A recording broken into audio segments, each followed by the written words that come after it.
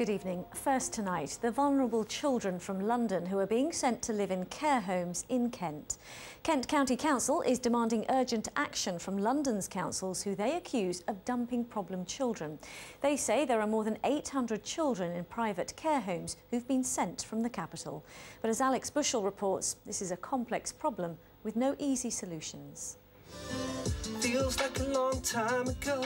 Kay knows the care system. He's a professional musician now, but when he was 3, he was taken away from his abusive mother in Camberwell and placed here in Thanet in Kent.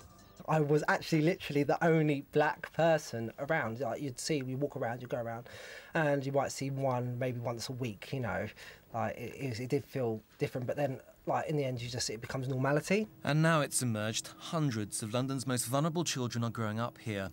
The authorities are questioning why they have to care for them. The most devastating thing that can happen to a child is to be taken into the care system. Now, it's done for the right reasons, but not only are we taking them away from their families, we're taking them away from their schools and their friends, everything they've ever known.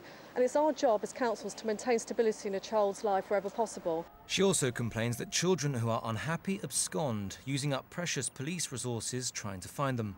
In total, 803 children are in care in Kent from London. Greenwich placed the most children, 135, Newham 74 and Lewisham 66 children in all.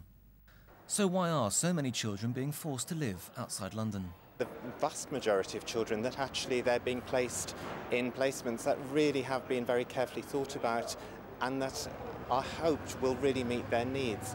For some children, they will be placed much further away from home than we would wish. Sometimes that's because of a shortage of placements. We do know in London, as in other parts of the country, there's both a shortage of foster care and also a shortage of residential care for children. The question remains, does being placed far from your home always damage and isolate a child?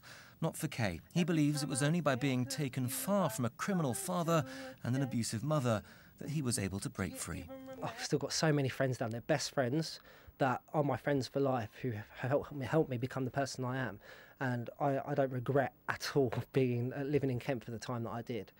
Kent County Council aren't convinced, though. They've written to the Mayor, demanding a summit of all London's borough councils. They ask why should they bear the responsibility of caring for London's most vulnerable children.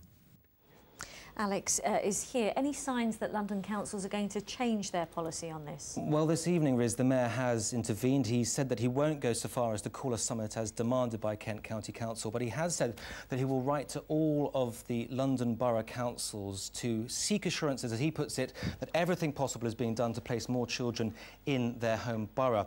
The problem we have, though, is since the death of baby P in Haringey back in 2007, we've seen a huge rise in the number of children actually being placed in care, 60% increase over 4 years. So the pressure on the care system to place more and more children, vulnerable children, has only been growing. And remember, already London councils concede that too many children are being placed outside of the capital.